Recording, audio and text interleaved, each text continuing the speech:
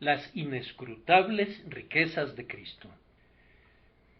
A mí, que soy menos que el más pequeño de todos los santos, me fue dada esta gracia de anunciar entre los gentiles el Evangelio de las inescrutables riquezas de Cristo. Efesios 3:8. El apóstol Pablo consideraba que era un gran privilegio que se le permitiera predicar el Evangelio. Él no pensaba que su llamamiento fuera un trabajo monótono y fatigoso o una esclavitud, sino que se entregaba a la tarea con intenso deleite. Todos los siervos enviados por Dios han experimentado mucho deleite en la proclamación del Evangelio de Jesús, y es natural que así sea, pues el mensaje que han llevado es de misericordia y de amor. Si un heraldo fuera enviado a una ciudad sitiada con las noticias de que no se negociaría ningún término de capitulación, antes bien, que cada rebelde, sin excepción, debía morir, me parece que iría pasos vacilantes, deteniéndose en el camino para desahogar su corazón con sollozos y gemidos. Pero si en lugar de eso fuera comisionado para presentarse a las puertas de aquella ciudad con una bandera blanca, para proclamar un perdón gratuito, un acto general de amnistía y de olvido, seguramente correría como si tuviera alas en sus tobillos, con una gozosa prontitud para transmitirles a sus conciudadanos la buena disposición de su misericordioso Rey. Heraldos de la salvación, ustedes son portadores del más gozoso de todos los mensajes para los hijos de los hombres.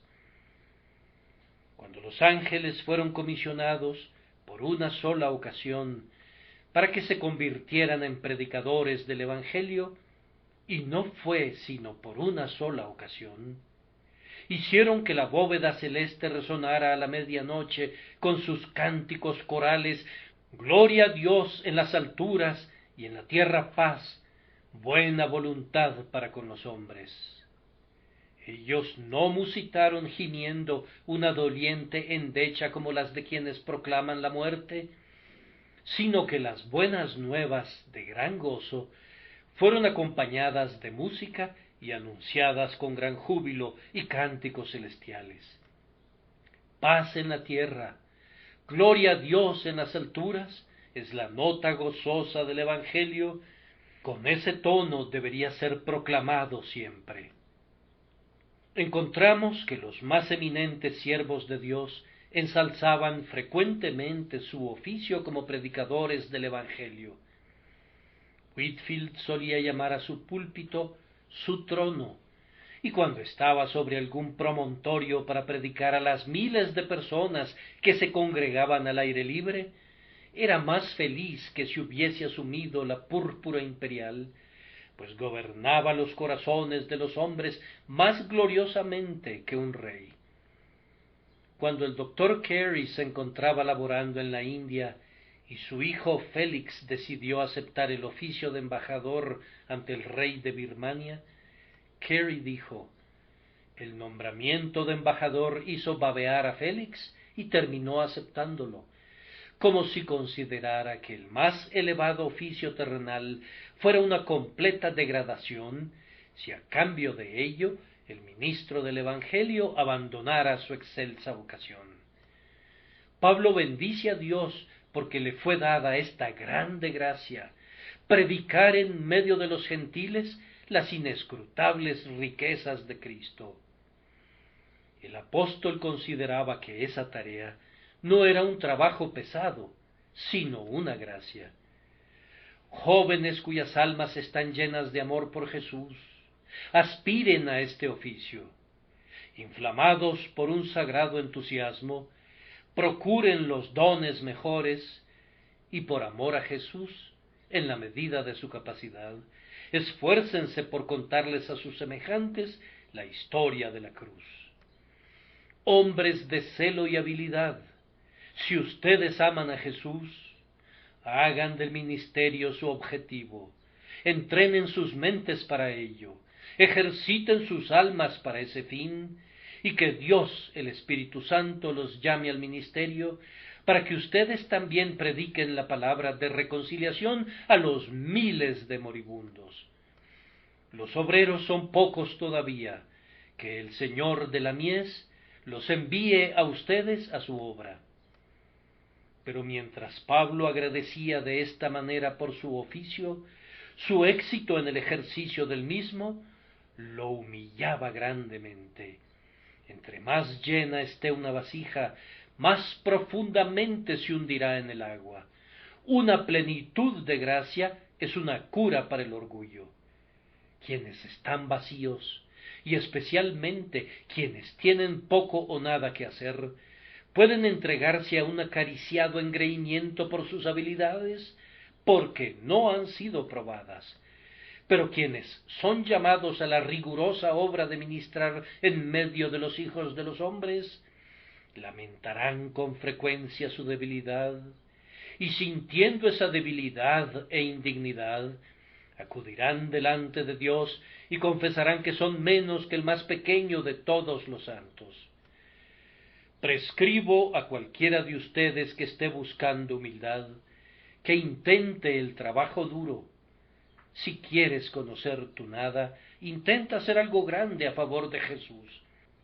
Si quieres sentir cuán completamente impotente eres aparte del Dios viviente, intenta especialmente la gran obra de proclamar las inescrutables riquezas de Cristo. Regresarás agradecido de la proclamación, porque te fue permitido intentarla, pero vendrás dando voces: ¿quién ha creído a nuestro anuncio? ¿Y sobre quién se ha manifestado el brazo de Jehová? Y tú sabrás, como nunca lo supiste antes, cuán débil e indigno eres. Aunque nuestro apóstol conocía y confesaba esa debilidad, hay algo que nunca lo turbó. Nunca experimentó perplejidad en lo tocante al tema de su ministerio. En ninguno de sus escritos encuentro al apóstol haciéndose la pregunta: ¿qué voy a predicar? No, hermanos míos, él había sido instruido en el colegio de Cristo y había aprendido concienzudamente su único tema, de tal manera que, prefiriéndolo sobre todos los demás, decía con una decisión solemne: me propuse no saber entre vosotros cosa alguna, sino a Jesucristo y a este crucificado. Desde su primer sermón hasta el último, cuando colocó su cuello sobre el tajo del verdugo para sellar su testimonio con su sangre, Pablo predicó a Cristo y solamente a Cristo. Él enarboló la cruz y ensalzó al Hijo de Dios que se desangró allí. Su único y exclusivo llamamiento aquí abajo fue clamar: «He aquí el Cordero, he aquí el Cordero de Dios que quite el pecado del mundo». Hago una pausa para solicitar una vez más, por cuenta propia, las oraciones del pueblo de Dios, pidiendo que el Espíritu Santo sea mi ayudador en esta mañana. Oh, no denieguen mi sincera petición. Solicito la atención de todos ustedes para este grandioso tema importantísimo que monopolizó todos los poderes y los sentimientos de alguien como Pablo, y les voy a rogar que noten, primero, que se menciona a una gloriosa persona, el Señor Jesucristo. En segundo lugar, que se habla de inescrutables riquezas. Y en tercer lugar, lo cual constituirá nuestra conclusión práctica, que está implicada una regia intención, la intención que Jesús tenía en su corazón cuando mandó a sus siervos que predicaran sus inescrutables riquezas. Primero, entonces, pedimos que el Espíritu de Dios nos fortalezca en nuestra debilidad, mientras tratamos de hablar acerca de esta gloriosa persona, el Señor Jesucristo. El Señor Jesucristo fue la primera promesa que Dios hizo a los hijos de los hombres después de la caída. Cuando nuestros primeros padres fueron desterrados del huerto, todo estaba oscuro delante de ellos. No había ni una sola estrella que dorara la sombría medianoche de sus almas culpables y desesperanzadas, hasta que su Dios se les apareció y les dijo en misericordia: la simiente de la mujer herirá la cabeza de la serpiente. Esa fue la primera estrella que Dios puso en el cielo de la esperanza del hombre. Los años se sucedieron a los años, y los fieles miraban a esa estrella en lo alto y eran consolados. Esa única promesa sustentó el alma de muchos fieles, de tal manera que murieron en la esperanza, no habiendo recibido la promesa, pero habiéndola visto de lejos y habiéndose regocijado en sus rayos. Transcurrieron siglos enteros, pero la simiente de la mujer no venía. El Mesías, el grandioso heridor de la cabeza de la serpiente, no aparecía. ¿Por qué se demoraba? El mundo estaba corrompido por el pecado y estaba lleno de dolor. ¿Dónde estaba el silo que debía traer la paz? Las tumbas eran cavadas por millones y el infierno estaba lleno de espíritus perdidos, pero ¿dónde estaba el ser prometido, grande para salvar? Él esperaba hasta que viniera el cumplimiento del tiempo. No lo había olvidado, pues tenía la voluntad de Dios en lo más íntimo de sus entrañas. Su deseo de salvar almas consumía su corazón, sólo esperaba que la palabra fuera dada. Y cuando fue dada, he aquí, vino con deleite para hacer la voluntad del Padre. ¿Le buscas? He aquí, Emmanuel ha nacido en el pesebre de Belén. Dios está con nosotros. Ante tus ojos está aquel que fue tanto el hijo de María como el hijo del bendito, un infante y sin embargo infinito, de un palmo de longitud y sin embargo llenando toda la eternidad, envuelto en pañales y sin embargo demasiado grande para ser contenido por el espacio. Vivió en la tierra 30 y pico de años. La última parte de su vida la pasó en un ministerio lleno de sufrimiento para él, pero cargado de bien para otros. Y vimos su gloria, gloria como del unigénito del Padre, lleno de gracia y de verdad. Jamás hombre alguno habló como ese hombre. Era un hombre que ardía de amor, un hombre sin imperfecciones humanas, pero con todas las simpatías humanas. Un hombre sin los pecados de la condición de hombre, pero cargando con algo más que las aflicciones de la condición humana. Nunca hubo un hombre como él, tan grandioso y tan glorioso en su vida, y sin embargo, él es el modelo y el tipo de la condición humana. Alcanzó su mayor grandeza cuando se humilló hasta lo más bajo. Fue prendido por sus enemigos una noche cuando luchaba en oración, habiendo sido traicionado por el hombre que había comido pan con él. Fue arrastrado de un tribunal a otro a lo largo de aquella larga y aflictiva noche, y fue acusado injustamente de blasfemia y sedición. Lo azotaron, y aunque ninguna de sus obras merecía un castigo, los aradores grabaron profundos surcos sobre sus espaldas. Se burlaron de él, y aunque él merecía el homenaje de todos los seres inteligentes, con todo, le escupieron en el rostro y le asestaron golpes con sus puños protegidos con metales y le decían: «Profetízanos, ¿quién es el que te golpeó?».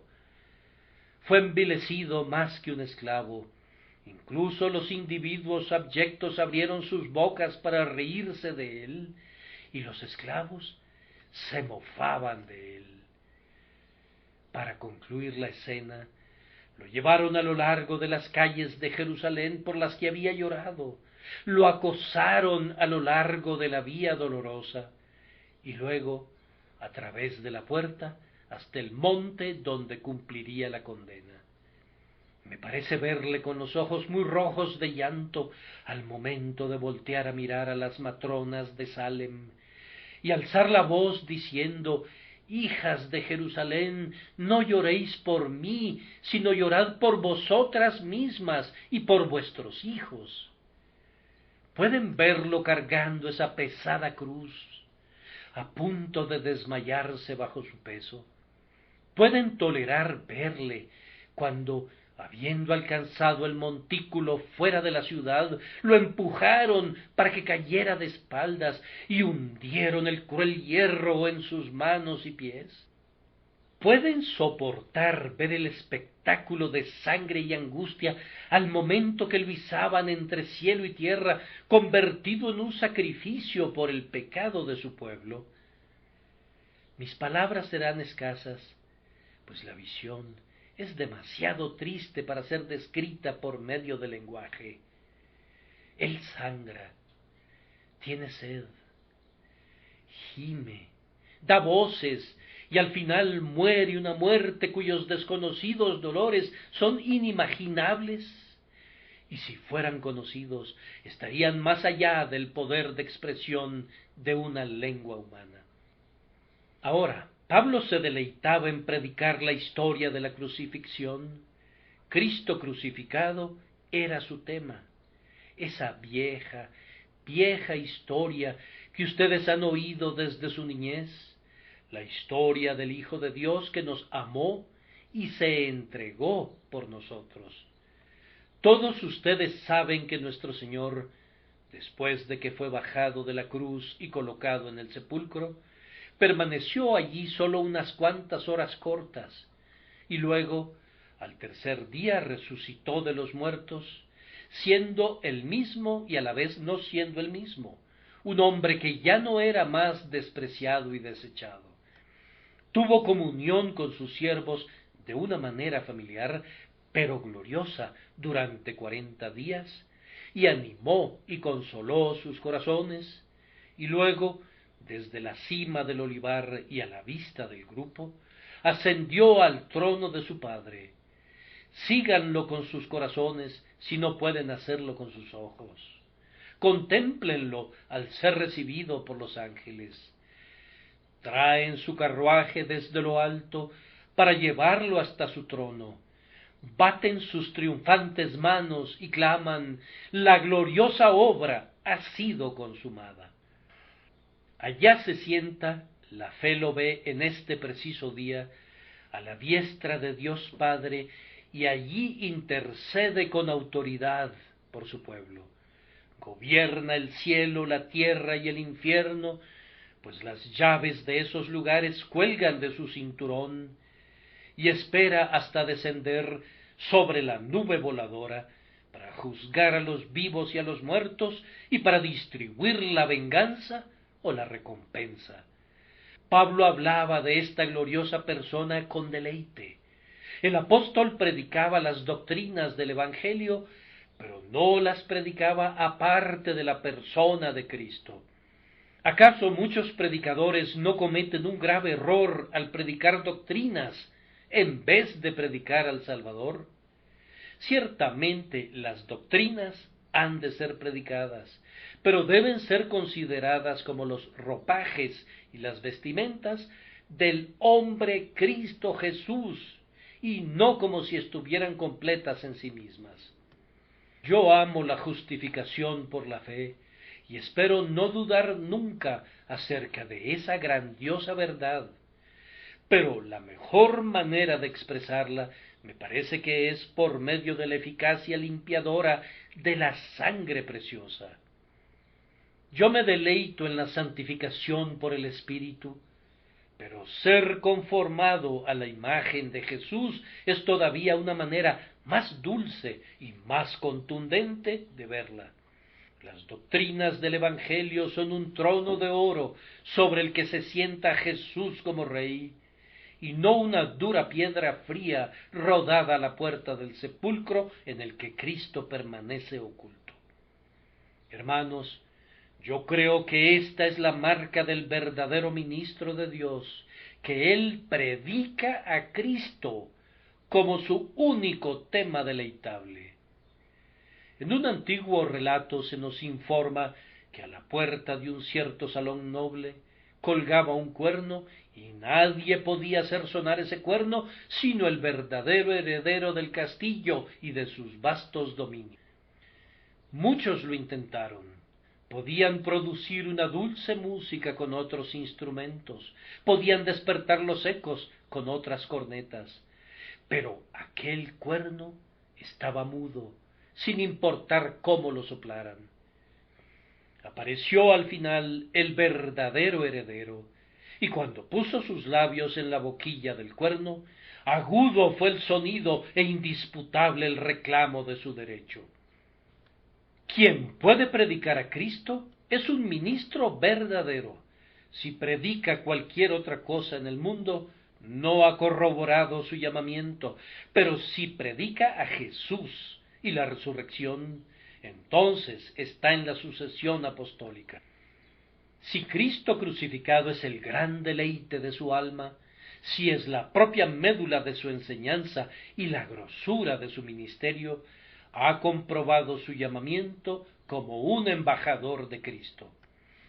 Hermanos, el ministro cristiano debería ser como esas flores doradas de la primavera que nos alegra tanto ver. ¿Las han observado cuando el sol está brillante? Cómo abren sus cálices de oro y cada una le susurra al gran sol: lléname con tus rayos. Pero cuando el sol se oculta detrás de una nube, ¿dónde están ellas? Cierran sus cálices e inclinan sus cabezas. Así debería sentir el cristiano las dulces influencias de Jesús. Así debería estar sometido el ministro cristiano a su Señor. Jesús debe ser su sol, y el ministro debe ser la flor que se entrega al sol de justicia. Felices seríamos si nuestros corazones y nuestros labios pudieran convertirse en el arpa de Anacreonte, que estaba casada con un solo tema y no tocaba ningún otro. Anacreonte quería cantar acerca de los hijos de Atreo y las poderosas hazañas de Hércules, pero su arpa sólo resonaba amor. Y cuando hubiera querido cantar acerca de Cadmo, su arpa rehusaba hacerlo, pues sólo cantaría acerca del amor. Oh, hablar de Cristo únicamente, estar atado y ligado eternamente a este único tema, hablar únicamente de Jesús y del amor asombroso del glorioso Hijo de Dios, que por amor a vosotros se hizo pobre, siendo rico. Este es el tema que da a la vez semilla al que siembra y pan al que come. Este es el carbón encendido para el labio del predicador y la llave maestra para el corazón del oyente. Esta es la tonada para los trovadores de la tierra y el cántico para los arpistas del cielo. Señor, enséñanos esto más y más, y nosotros se lo diremos a otros. Antes de dejar este tema, me siento obligado a hacer uno o dos comentarios adicionales. Ustedes percibirán que el apóstol Pablo predicaba las inescrutables riquezas de Cristo, no la dignidad de la condición humana o la grandeza de la naturaleza humana. Pablo no predicaba al hombre, sino al Redentor del hombre. Hagamos nosotros lo mismo. Además, él no predicaba ni al clero ni a la iglesia, sino únicamente a Cristo. Algunos de los caballeros que reclaman pertenecer a la sucesión apostólica no tendrían el descaro de reclamar que son sucesores de Pablo. Yo creo que nuestros modernos sacerdotes están en la sucesión apostólica, pues nunca he dudado de que sean los sucesores lineales de Judas Iscariote, quien traicionó a su Señor. Pero ninguno de los demás apóstoles lo soportaría ni siquiera por una hora. Miren ustedes, si Pablo hubiera sido su líder, ¿Acaso no habría predicado sobre las inescrutables riquezas de la superchería sacerdotal como lo hacen ellos? ¿Acaso no predican acerca de su propio poder sacerdotal? ¿Hizo eso Pablo? No son los únicos grandes temas de ellos las inescrutables riquezas del bautismo, las inescrutables riquezas de la Eucaristía, el pan consagrado y el vino consagrado, las inescrutables riquezas de su confesión y absolución, las inescrutables riquezas de sus albas, de sus dalmáticas y de sus casullas, y no sé qué otros andrajos de la ramera de Babilonia. Un excelente día es este en que tenemos que regresar a las supersticiones de la edad de las tinieblas, tan oscuras tinieblas que nuestros antepasados no pudieron soportarlas, y por la inescrutable astucia de los sacerdotes debemos renunciar a las inescrutables riquezas de Cristo. Se nos dice que la reforma fue un error, pero nosotros les decimos a estos falsos sacerdotes en su cara que mienten y que no conocen la verdad. Amados, Pablo no le daba ninguna importancia a la superchería clerical, y este libro tampoco contiene ni una sola palabra en favor de la superchería clerical. Tanto Pablo como este libro declaran que todos los creyentes en Jesús son sacerdotes y constituyen el único clero de Dios. Pablo nunca pegó carteles sobre las paredes de Jerusalén con cruces negras en ellos, advirtiendo a los hombres que no serían capaces de conocer a Cristo en el día del juicio si no guardaban el Viernes Santo. Pero yo les diré lo que hizo Pablo. Escribió a los Gálatas: guardáis los días, los meses, los tiempos y los años. Me temo de vosotros que haya trabajado en vano con vosotros. El apóstol aborrecía por completo toda esta abominación del ritualismo que bajo su primera forma de judaísmo sacudía su alma entera con indignación. Hacía que sus mejillas se encendieran. Nunca era más poderoso en denunciar algo que cuando asestaba duros golpes al ceremonialismo. Pablo decía: ni la circuncisión vale algo, ni la incircuncisión, sino la fe que obra por el amor. Pablo no predicaba a ningún sacerdote, ya fuera que viviera en Roma o en Canterbury. Él no exaltaba a ninguna clase de hombres que arrogantemente pretendieran tener el poder para salvar. Él no hubiera tenido ninguna paciencia con un conjunto de ilusos ataviados espléndidamente como gais y vestidos como si tuvieran el propósito de divertir a los niños de una guardería infantil. Pablo nunca enseñó la adoración de esos becerros, antes bien su tema era únicamente Jesús y las inescrutables riquezas de su gracia. Por otra parte, observen que Pablo no predicaba las inescrutables riquezas de la filosofía, como hacen algunos. Sí, dirá alguien, debemos agradar a esta edad pensante, a estos señores que reflexionan.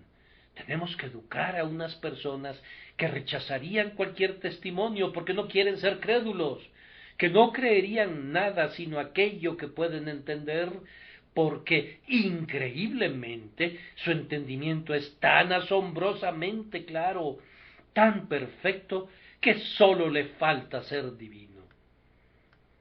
No sucedía así con el apóstol. Él les habría dicho a esos caballeros filósofos: no se acerquen, no tengo absolutamente nada que me empariente con ustedes. Yo predico las inescrutables riquezas de Cristo y no las incertidumbres de la especulación filosófica. Yo le doy a la gente algo para creer, algo tangible a lo que aferrarse, algo que no es supersticioso, es verdad, pero que es acreditado divinamente, algo que no es urdido por la sabiduría del hombre, sino revelado por la sabiduría de Dios. Mis queridos amigos, Debemos regresar al Evangelio de Pablo y pedimos que Dios lleve de regreso a ese Evangelio de manera cada vez más clara a todos sus siervos que ministran, para que no prediquemos ninguna otra cosa excepto aquello que se reúne en torno a la cruz, que resplandece y brilla intensamente como un halo de luz sobre la cabeza del crucificado, para que no enarbolemos nada sino a Jesús, y digamos, lejos esté de nosotros gloriarnos, sino en la cruz de nuestro Señor Jesucristo. En segundo lugar, Pablo predicaba las inescrutables riquezas de Cristo. Pablo no les presentaba a unos cuantos un Cristo escatimado, a un Cristo con un corazón estrecho que fuera cabeza de una camarilla exclusiva, a un Redentor débil que podía perdonar a esos leves ofensores que escasamente necesitaban el perdón, sino que predicaba a un grandioso Salvador para las grandes masas, un grandioso Salvador para grandes pecadores. Pablo predicaba al vencedor con vestidos rojos, que marche en la grandeza de su poder, cuyo nombre es grande para salvar. Indaguemos en qué sentido podemos atribuir a nuestro Señor Jesús la posesión de inescrutables riquezas. Nuestra respuesta es, primero, que Él tiene inescrutables riquezas de amor hacia los pecadores, tal como son. Jesús amó de tal manera las almas de los hombres, que sólo podemos usar el de tal manera, pero no podemos encontrar la palabra que corresponda a eso. En la Revolución Francesa, un joven había sido condenado a la guillotina y se encontraba encerrado en una de las prisiones. Ese joven era muy amado por muchos, pero había uno que lo amaba más que la totalidad de todas las demás personas. ¿Cómo podemos saber eso? Era su propio padre, y el amor que sentía por su hijo fue demostrado de esta manera. Cuando se pasó lista, el padre, cuyo nombre era exactamente el mismo que el de su hijo, respondió al nombre y fue transportado en la sombría carreta al lugar de la ejecución, y su cabeza rodó bajo el hacha en lugar de la de su hijo, como una víctima del amor poderoso. Vean allí una imagen del amor de Cristo por los pecadores, pues Jesús así murió por los impíos, visto como uno de ellos. Si no hubieran sido impíos, ni ellos ni él habrían tenido que morir. Si ellos no hubieran pecado, no habría habido necesidad de un sufriente Salvador, mas Jesús demostró su ilimitado amor en que, siendo aún pecadores, Cristo murió por nosotros. Tu nombre estaba en la lista de los condenados, compañero pecador, pero si tú crees en Jesús, descubrirás que tu nombre ya no está más allí, pues el nombre de Cristo es sobrepuesto en tu lugar, y sabrás que Él sufrió por ti, el justo por los injustos, para llevarte a Dios. ¿No es este el mayor portento del amor divino que se ha derramado sobre nosotros como pecadores? Yo puedo entender que Dios ame a pecadores reformados y a pecadores arrepentidos, pero he aquí la gloria de ello. Dios muestra su amor para con nosotros, que siendo aún pecadores, Cristo murió por nosotros. Oh, mis oyentes, desde lo más íntimo de mi corazón elevo un ruego para que esta ilimitada riqueza de amor de parte de Jesús hacia quienes eran rebeldes y enemigos gane sus corazones, para que amen a cambio al amante celestial. Luego, Jesús tiene riquezas de perdón para quienes se arrepienten de sus pecados. Mi Señor Jesús, por su muerte, se ha vuelto inmensamente rico en poder de perdón, tan rico, en verdad, que ninguna culpabilidad tendría la posibilidad de trascender la eficacia de su sangre preciosa. Hay un pecado que Él nunca va a perdonar, solamente hay uno, y yo estoy convencido de que tú no has cometido ese pecado contra el Espíritu Santo si tuvieras algún sentimiento de arrepentimiento o algún deseo hacia Dios, pues el pecado que es para muerte acarrea con él muerte para la conciencia, de tal manera que, una vez cometido, el hombre deja de sentir. Pecador, si tú deseas el perdón, no hay razón por la cual no debas recibirlo y tenerlo ahora. La sangre de Cristo puede limpiar la blasfemia, el adulterio, la fornicación, la mentira, la calumnia, el perjurio, el robo y el asesinato. Aunque tú has escarbado en las propias cavernas del infierno y te has ennegrecido hasta adquirir el color de un demonio, con todo, si vienes a Cristo y pides misericordia, Él te absolverá de todo pecado. Sólo debes bañarte en el baño que Él ha llenado con sangre, y si vuestros pecados fueren como la grana, como la nieve serán emblanquecidos. Si fueren rojos como el carmesí, vendrán a ser como blanca lana. No me malentiendan, pues sólo quiero decir esto, que el Evangelio de Jesucristo no está dirigido exclusivamente a ustedes, personas respetables que parecieran ser siempre tan religiosas, sino a ustedes que no tienen religión, y a ustedes que ni siquiera son morales o sobrios u honestos. Yo les digo que el Evangelio de Cristo está dirigido a la escoria de la población, está dirigido a los más viles de los viles, a los peores de los peores. No hay ningún escondrijo en Londres donde el Salvador no pueda obrar, no hay ninguna guarida abominable de pecado que sea demasiado inmunda para que Él no la pueda limpiar. Los paganos imaginaron fábulas acerca de su Hércules, diciendo que limpió los establos de Augías, desviando un río y haciéndolo correr a través de los establos, y así lavó una inmundicia que se había acumulado durante mucho tiempo.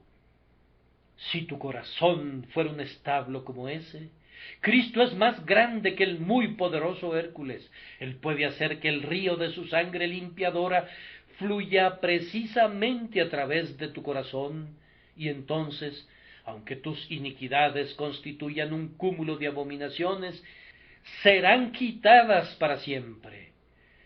En el Señor Jesús hay almacenadas riquezas de amor para los pecadores y riquezas de perdón para los pecadores arrepentidos. Además, Cristo tiene riquezas de consuelo para todos los que lloran. Tengo la dicha de tener ante mí algunas personas que lloran delante del Señor. Bienaventurados son ustedes, pues serán saciados. ¿Cuál es la causa de su llanto? ¿Es acaso su pecado? Cristo tiene un pañuelo que puede enjugar esas lágrimas. Él puede deshacer sus pecados como una nube y como niebla sus iniquidades. Si vienen a Él, su dolor más profundo desaparecerá bajo la influencia de su amor compasivo. ¿Estás afligido porque has perdido un amigo?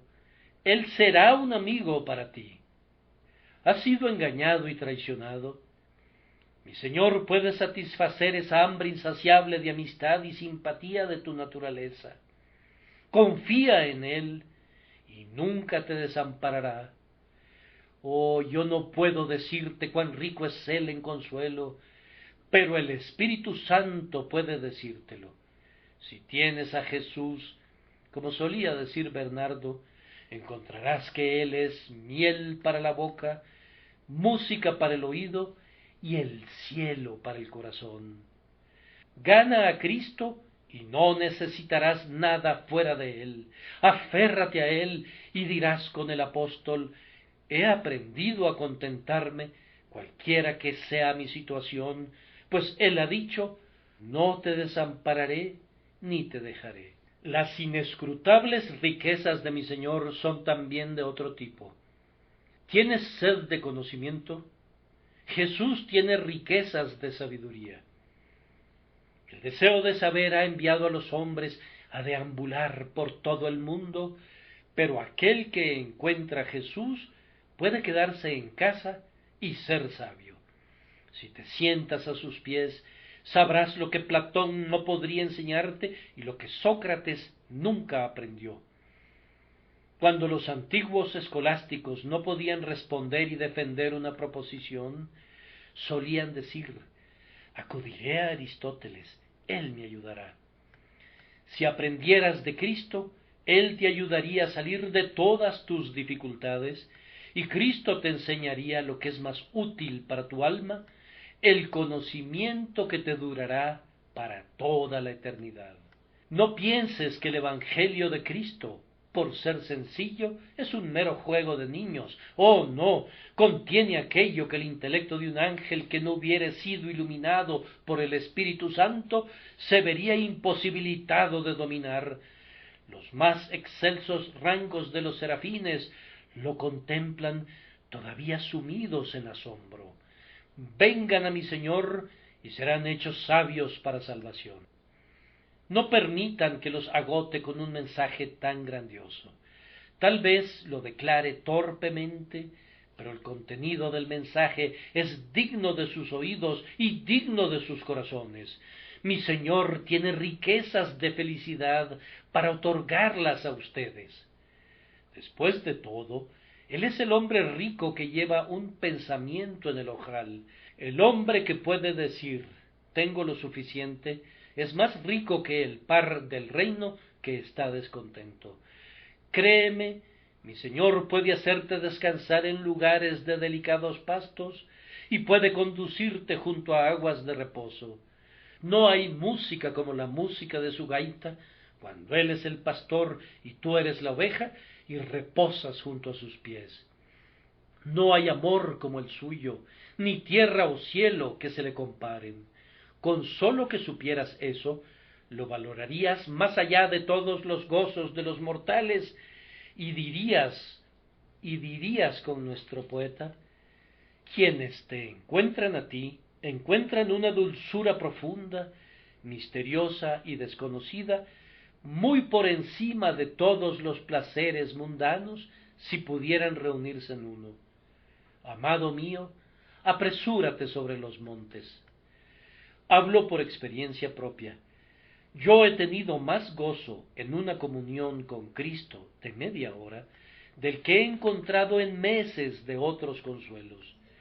He tenido muchas cosas que pudieran haberme hecho feliz, diversos éxitos y sonrisas de la providencia que han animado y consolado mi corazón.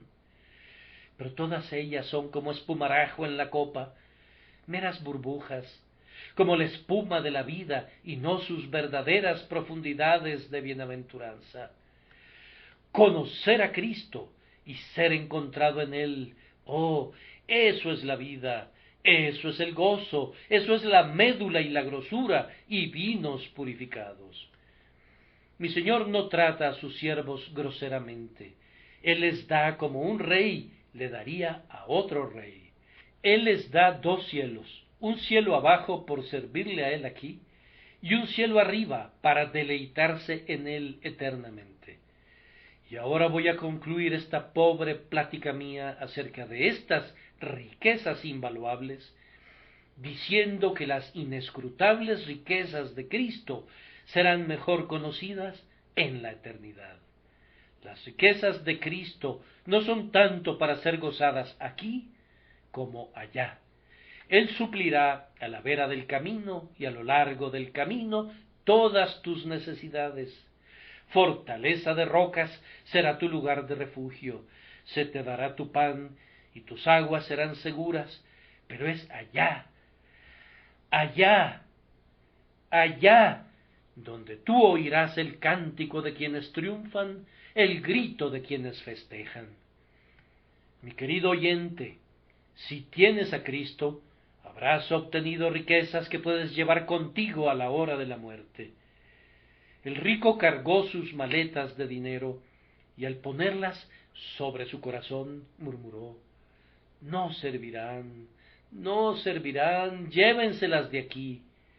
Si recibes a Jesús en tu corazón, Él será el mejor antídoto contra la muerte. Cuando tu espíritu incorpóreo abandone ese pobre esqueleto de arcilla, como tendrá que hacerlo, ¿qué harán por ti entonces tu oro y tu plata? Debes dejar todo eso atrás. Incluso si los hombres te compraran un ataúd de oro, o te enterraran en un sarcófago de mármol, con todo, ¿de qué te serviría eso? Pero, si tienes a Cristo, puedes volar al cielo donde está tu tesoro, y allá serás rico con todos los designios de la bienaventuranza por todos los siglos. Ahora, queridos amigos, si hubiera podido hablar como hubiera querido, lo habría hecho, pero el tema habría sido el mismo. Pablo predicaba el Evangelio mejor que lo hago yo, pero incluso él no podría predicar un mejor Evangelio. Permítanme concluir este punto con unas cuantas palabras. Mi Señor tiene tales riquezas que ustedes no pueden contarlas, ni pueden adivinarlas, ni mucho menos podrían transmitir su plenitud en palabras. Son inescrutables. Podrían mirar y escudriñar y sopesar, pero Cristo es un Cristo más grande de lo que ustedes creen, aun cuando sus pensamientos sean los más sublimes. Mi Señor es más capaz de perdonar que ustedes de pecar, más capaz de absolver que ustedes de transgredir. Mi Señor está más dispuesto a suplir que ustedes a pedir, y 10,000 veces más preparado para salvarlos de lo que están ustedes para ser salvados. No toleren nunca pensamientos ruines acerca de mi Señor Jesús. Sus cálculos más elevados no le darían la honra de vida. Cuando ponen la corona en su cabeza, sólo lo coronan con plata cuando él merece oro. Cuando cantan sus mejores cánticos, sólo le brindan una pobre música discordante comparada con la música que él merece. Pero, crean que él es un grandioso Cristo, un poderoso Salvador. Acérrimo pecador, acércate a él y dale honra confiando en él como un grandioso Salvador. Ven con tus graves pecados, tus grandes preocupaciones y tus múltiples necesidades. Ven y sé bienvenido. Ven a Él ahora, y el Señor te aceptará, y te aceptará sin reprenderte. Por último, tiene que haber habido una regia intención en el corazón de Cristo al enviar a Pablo a predicar sobre sus inescrutables riquezas, pues todo hombre debe tener un motivo para lo que hace, y sin duda alguna, Jesucristo tiene un motivo. ¿Oíste alguna vez acerca de un hombre que empleaba a un número de personas para que proclamaran sus riquezas por todas partes y reunieran a cientos de personas y a miles, como en esta ocasión, simplemente para que dijeran que fulano de tal era muy rico? Vamos, las muchedumbres dirían: ¿qué nos importa eso? Pero si a la conclusión se pudiera decir: mas todas estas riquezas Él se las presenta a ustedes, y todo aquel de ustedes que desee ser enriquecido puede serlo ahora, gracias a su generosidad. Entonces ustedes dirían: ahora le vemos el sentido a todo eso, ahora percibimos el contenido de gracia de todo eso. Ahora, mi Señor Jesucristo es muy poderoso, pero todo ese poder está comprometido en ayudar a un pobre y débil pecador para que entre en el cielo. Mi Señor Cristo es un grandioso Rey, y Él reina con irresistible poder, pero Él jura dar todo ese poder soberano a los creyentes para ayudarles a reinar sobre sus pecados. Mi Señor Jesús está tan lleno de mérito como el mar está lleno de sal, pero Él declara que cada átomo de ese mérito lo da a los pecadores que confiesen que no tienen ningún mérito propio y que confían en Él. Sí, y además, mi Señor Cristo es tan glorioso que los propios ángeles no son radiantes en su presencia, pues Él es el sol, y ellos son como titilantes estrellas, pero toda esta gloria Él te la dará, pobre pecador, y hará que seas glorioso en su gloria si sólo confías en Él. Hay un motivo entonces de parte de nuestro Señor para mandarnos que prediquemos a un Cristo pleno. Me parece que oigo un susurro en algún lugar. Hay un pobre corazón que está apretujado en el pasillo y se está diciendo: ah, estoy lleno de pecado, soy débil, estoy perdido, no tengo ningún mérito. Mi querido oyente, tú no necesitas ningún mérito, ni ningún poder, ni ninguna bondad en ti mismo, pues Jesús te presenta una abundancia de todo eso en Él mismo. Yo no me voy a preocupar acerca de si tengo dinero en mi propio bolsillo o no, si tengo un amable amigo que me diga: todo lo que tengo es tuyo, si puedo ir y obtener cosas siempre que quiera para todo lo que yo desee. No voy a desear ser independiente de Él, sino que viviré de su plenitud. Pobre pecador, tú debes hacer lo mismo. No necesitas méritos ni poder aparte de Cristo.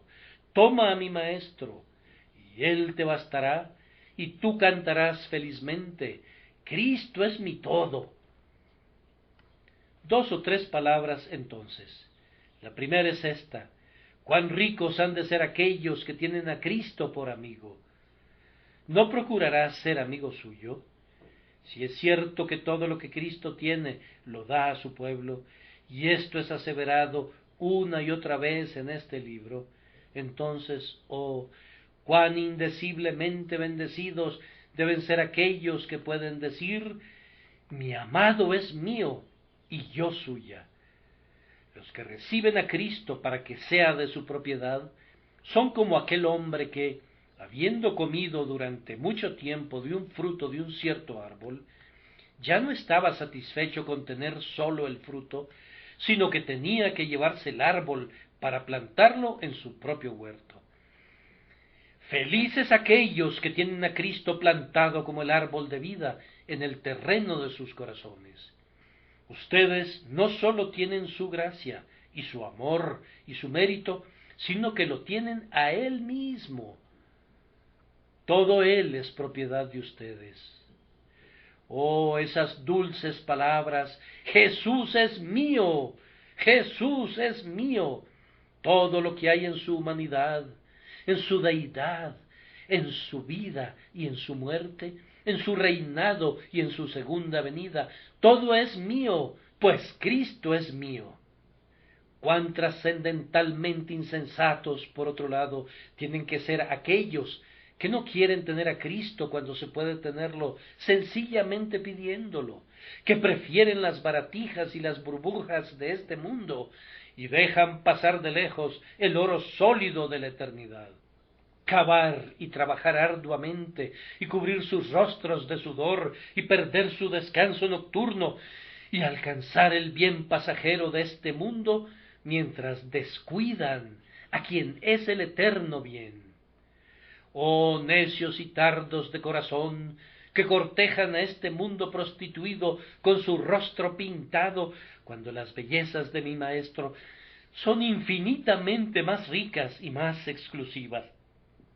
Oh, si sólo lo conocieran a Él, si sólo pudieran ver sus indecibles riquezas, lanzarían al viento sus juguetes y le seguirían con todo el corazón y con toda el alma.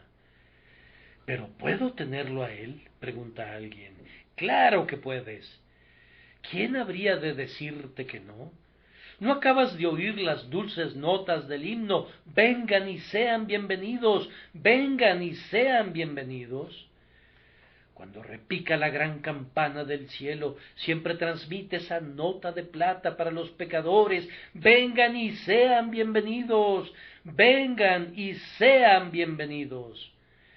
Dejen sus pecados, dejen sus necedades, dejen su justicia propia. Jesucristo está de pie junto a la puerta abierta de la gracia, más dispuesto a recibirte de lo que estás tú a ser recibido por Él.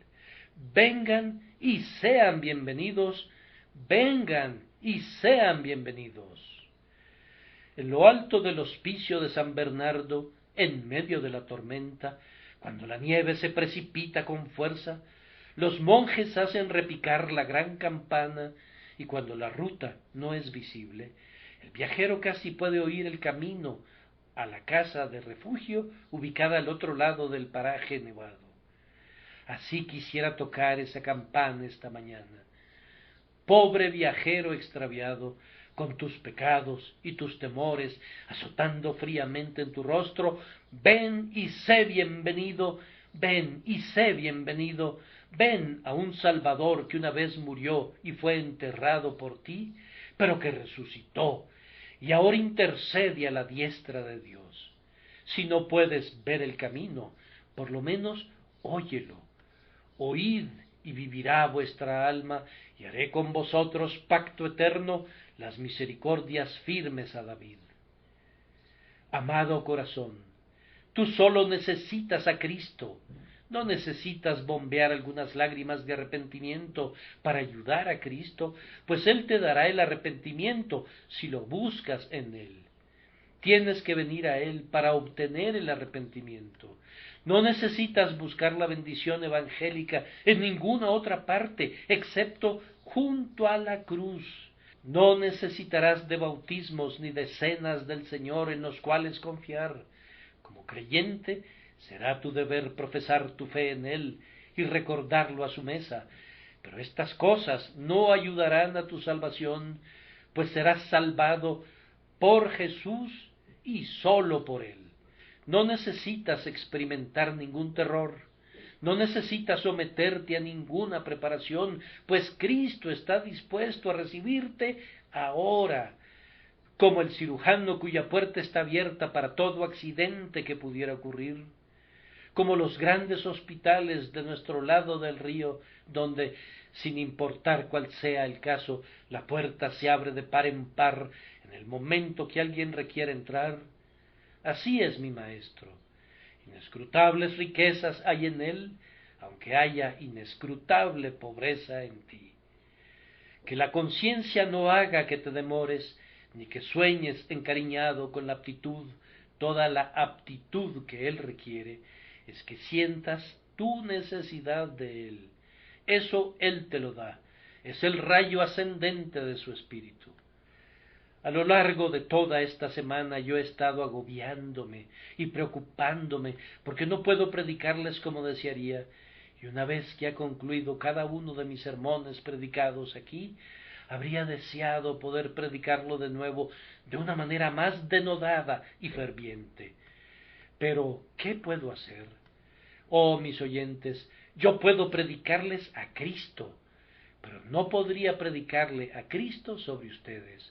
Yo puedo decirles a ustedes que si confían en Él, ustedes serán salvos. Puedo declararles que como el Hijo de Dios resucitado, Él puede salvar perpetuamente a los que se acercan a Él. Pero yo no puedo hacer que se acerquen. Sin embargo, doy gracias a Dios porque desde el domingo pasado me he enterado de algunos que se han acercado.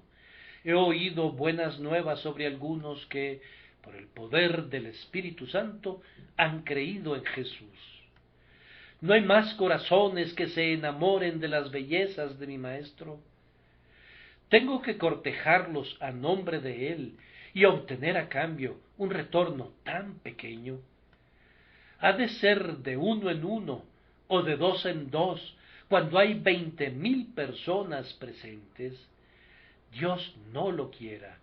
Que Dios nos envíe una proporción mayor de fruto que esta, una cosecha 100 veces más productiva para una congregación que ha crecido 100 veces más.